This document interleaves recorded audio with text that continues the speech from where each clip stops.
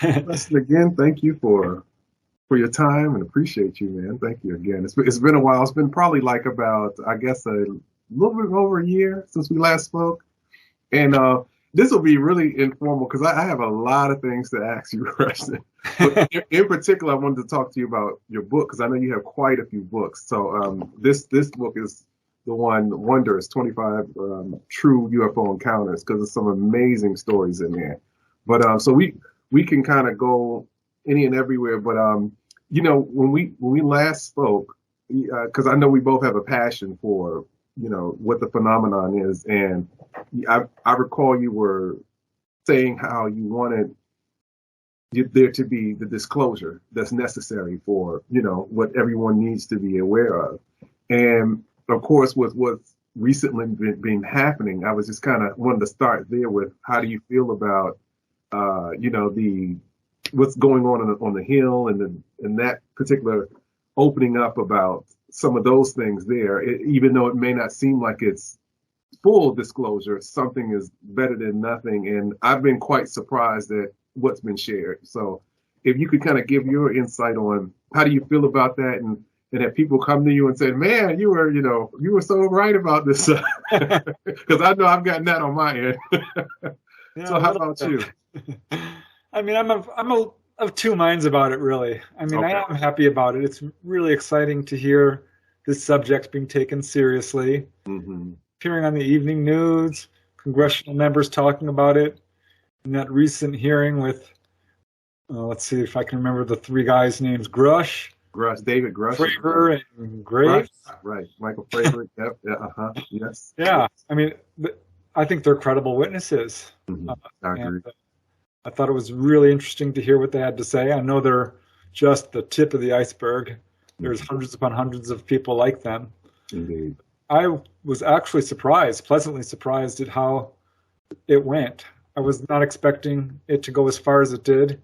And by that, I would say, I mean, what I mean is that I was amazed to hear the congressional members say there is a cover-up. Right. There is a cover-up, period. The Pentagon isn't cooperating with us, and we're mad about it. Like, wow. And for them to call the end to the cover-up in unequivocal terms. Mm-hmm. So I'm like, wow, you know, I did not really expect that. I thought it was particularly interesting that one of the main guy who was speaking, one of the representatives, Burchett, maybe, I forget who it was, the guy with the gray hair. He said, oh, I know several members of Congress who have had personal sightings. I'm like, ooh, that I'd like to hear about. You know, come forward. He's like, I'm not going to name names. I'm like, well, why not? Right. If you really want the subject to be taken seriously, talk about it. That's Tell us about your sighting. So, yeah, I thought that was great. Okay. I thought those witnesses were credible. But on the other hand, this isn't disclosure. Sure. This is people talking. This is not a statement from our sitting government saying that this is real and here's the proof. Here's the evidence. Here's the, you know, to me, the end game of disclosure would be showing us the craft. We know you got it. I don't want to see a little piece of metal, and I bet you anything that's what's coming up next. Gotcha. Right. I mean, right. Yes. Or more slowly but surely. Right. I agree. Photos aren't going to do anything. People need, you know, it's just kind of not even. A lot of this really wasn't covered on the news. Mm-hmm. So, yeah, I'm of two minds about it. I don't trust our governments. I just don't.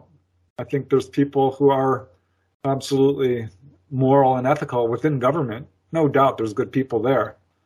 But Pentagon, they've never said, they're pushing back on this. Mm-hmm. What's his name? Patrick.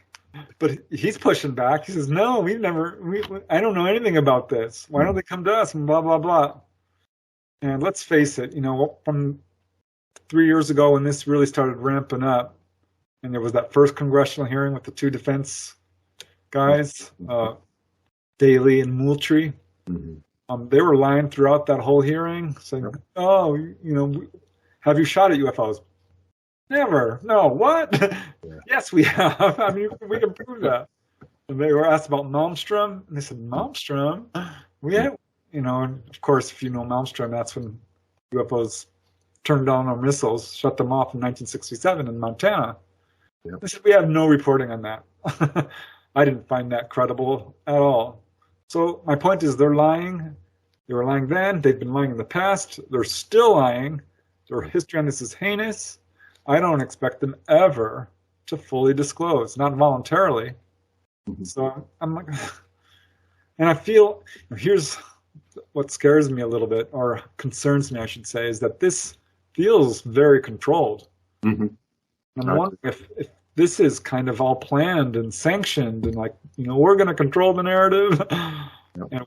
and it's just completely, right, absolutely propaganda, I guess would be one way of putting it.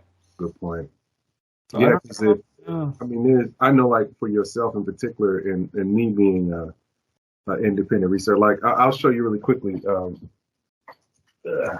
Like before things went digital, this is my composited book of what I put together, and it starts with like and I since 2000, I guess. But my point being is the evidence is overwhelming, and so when you hear them say or try to act as if there's some other there's too much out here for them to be that ignorant. And I do understand administrations change and there's a need to know, and I hate when they kind of cloak it in national security, but there's too many other overwhelming things, even like tons of, I forgot who wrote the books, Robert, I can't remember Robert's last name, but some military people, spoke of UFOs appearing over the missile silos, shutting those down.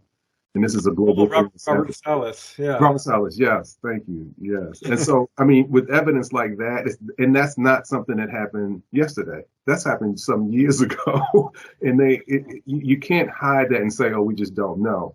If you want to talk about national security, that's something right there that should be highlighted, and you can start there. But that's the bad part that we're hearing about this now too. Those that want to play coy or ignorant, they can get a pass with that. And then I'm with you all the way with they have an agenda of some kind of how they're trying to release. NASA formed that new commission. Well, we've collected all these sightings. I'm like, sightings? Okay, yeah. Sightings are the least information. What about the landings? What about the people who've been on board, the crash retrievals and so on? I'm like, well, we're just not sure what it is. We need more data. Like, pick up a UFO book. Exactly. There's 80 years of data here that you are purposefully ignoring. I don't believe you for a second. Mm-hmm. NASA knows. They know for sure. Indeed. We know satellites can read a postage stamp. You're telling me they don't have evidence? Exactly. It's just not credible. Sorry. I don't believe it. I just don't. And I believe if they're that ignorant, one of the first things you want to do, I would think, it doesn't take rocket science to figure out, you go to the people who already put in work as yourself. Like when I was first exposed to you with, you were in that category of people who I really looked up to from doing like serious research, and your coverage on like USOs and Catalina Island, immense. And I was like, oh man, so that alone, and with what you brought to the table with the contribution of doing that work, I would think that's where you come to you guys, hey, bring you in and then go from there. But that sounds too much like right.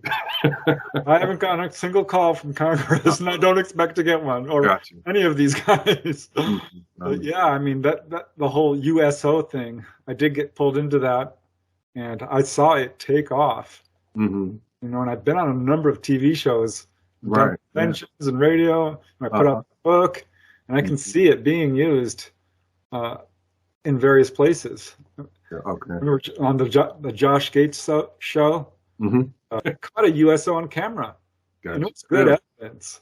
I'm like, wow, and I do feel a little bit proud, honestly. Like, wow, I brought some attention to this area, which UFO researchers have been trying to do for years. Mm-hmm. Anne Druffel was a pioneering researcher back in 1973. She's like, guys, this area needs attention. A hotspot. Kinds of activity are going on. Indeed. I was a latecomer. There's a long list of people before me who like pointing this area. Bill Hamilton had cases, Barbara Lamb, Yvonne Smith, Robert Stone. Yeah. I mean, I know the reports were overwhelming because that was considered, really a pocket for like a lot of activity from what I've read. I guess where are you now on from a standpoint of research and what you're kind of focusing on? Anything in particular? Yeah, well, I've pretty much focused from the beginning on what I feel is, where the pay dirt is, because sightings are interesting, and yeah, I love interviewing people about their sightings. Okay. But personally, I think we're going to get the most information. Well, here's the way I look at it. Pretty much everything we know about UFOs comes from one source. It's certainly not government, and it's not from the pundits on TV or scientists like, Neil deGrasse Tyson, who I don't think has read a book on UFOs. I do not think so either. I'm sure he's an intelligent guy, but he shouldn't be commenting on UFOs just based on the stuff he's saying if he hasn't done the research. Everything we know about UFOs comes from the people who've had contact. Let's face it. Yep. From the people who've had face-to-face contact or been on board the craft, had actual first-hand experiences. So that's what I focused my research on, is interviewing contactees. But not to say that there aren't other great researchers out there. I love Ted Phillips, who's passed away. But right, yes. He was excellent. Yeah. He did landing trace work. Right. That's real science there. Indeed. I can't really call myself a scientist. Well, I love science. Don't get me wrong. I try to have a scientific approach. But yeah, his research alone should be absolutely enough to convince any skeptic. Yeah. He had 5 or 10,000 landing trace cases. Yes. How much evidence do you need, honestly? Exactly. And very, yeah. Like you mentioned, very scientific. Just to kind of paraphrase him, because I remember him. I don't recall what show it was on, but it was in his earlier days. It had to be maybe late 70s, early 80s. But just the approach that he was taking then was so impressive. And he, in a very straightforward, matter of fact way, he made a statement that he said, I don't understand that. He said, with people's testimony, you can go to court, and with enough information, you could put somebody in prison. He said, so I don't understand why the same people that say they have a sighting and you have those trace cases, why that's not taken into consideration or given the same type of, attention or importance. Yeah. So that was pretty profound. But yeah, he was an excellent guy. It was a great loss. Sorry to see him go. But yeah, his work was extremely impressive. Yeah, I wish NASA would take a look at that. I mean, really, you don't have evidence? Look at the Delphos, Kansas landing. Look at the Trans-en-Provence landing case in France. Right. There's a lot of these cases that are just so. I mean, Canada has a bunch of really good landing trace cases. They're all over the world. It's insane. And I wanted to ask you that too, Preston. I know this is a hard question, but out of all that you've been exposed to, which would you say are the 3 or even 2 cases to you that are just overwhelmingly outstanding? Do you have any particular? I mean, I know that's a tough question because there's so many, but which one would you say in particular that really kind of resonates with you and you think that would be a smoking gun for anyone? Oh gosh, well, in terms of everything that's out there, because honestly, people have asked me that, and I feel like the hundreds of thousands of reports is really the best evidence we have, because there's just so much. It's absolutely impossible to deny the huge volume of cases. But yeah, there are certainly some that stand out. I like the waves of sightings that have occurred over the years. There was a sighting in Mexico City in 1991 during the solar eclipse. Talked to a first-hand witness, Martin Rivera, not too long ago. And this was caught on videos by some 30 people throughout Mexico City, all in different areas. So they were able to triangulate this craft, which was seen during daytime for a long time. So this was very widely viewed, photographed, videotaped. It's absolutely undeniable evidence. That's one of my favorite cases because you cannot debunk it. This was a silver saucer clearly showing itself off. And, Mexico, I think because of that and other cases, has been more forthcoming than a lot of other governments. And they have a huge, especially in Peru and so, a huge amount of sightings. I mean, the cluster ones and all. And this one you're referring to, wasn't that the one where it almost looked, you could see the fluctuation around the center? Was that the one and it was an actual classic disc? broad daylight. Yep. I think Silver I saw the video. shiny. Yeah. Chrome lights. Different angles of people shooting it, and I don't know if that was, I don't know if it was an air show or something, but it undeniable, like the amount of witnesses and all, I believe, that saw that craft was just so impressive. I mean, no getting around that. And there's so many cases. There was a wave of sightings in Wytheville, Virginia, that is not super well known, and I don't know why, because so many people saw it. Okay. Hudson Valley wave. Right. Hudson Valley wave. There was a wave in France in 1954, October, where these things were landing daily. Everyone in the country was just on fire about it. Absolutely undeniable. I would say another really favorite case would be the Westall High School case in Melbourne, 1966. Incredible. Right? Which was, get this, 2 weeks after another favorite case, which is the Hillsdale College case. Oh, right. That's right. Yeah, I forgot about that. Yes. That was in March of 1966. 2 weeks later, it was the Westall High School case. And 1 year to the day after Westall was the Crestview Elementary School case. Wow, that was, yes. And with the children and when I had the pleasure of first interviewing you, we were covering your book with what you had featured in the book with that. Was that 100? Yeah, one case. There's so many favorite cases. I mean, I personally investigated a wave of sightings over Topanga Canyon, which was 1992 to 1994. I gave my name and number to the police station. Wow. Okay. Who were referring me calls. I was working directly with MUFON at that time. Okay. But I started to pull away because I found it was more effective to me to work independently. I still support MUFON. I think there's a lot of great people in the organization. I'm still a field investigator.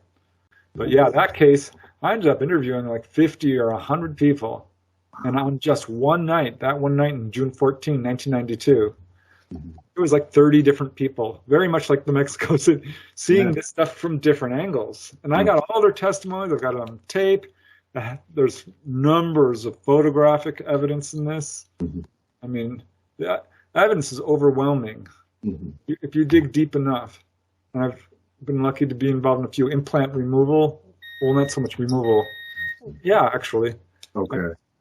Dr. Lear, I was friends with him, and I interviewed him. So, okay, Roger Lear, Dr. Roger Lear? Yeah, okay. Yeah, he was great. He was a good look. That was another loss. Tragic, because he was doing such good work and was really just starting. Yeah. But I did interview one of his witnesses at length about her implant removal, because she was part of a multi-witness case that I also worked on, the Coronado Island UFO incident. In March of 1994. She had her implant removed, studied. They came back, the ETs, like 2 weeks later and put it back in. Really? Yeah. Wow. That freaked her out a little bit. But yeah, she was a good witness. She does not want her name used, even though it was out at one point. She's kind of behind the scenes at this. Understandable. But yes, the evidence is absolutely there. I think the implant evidence is smoking gun evidence.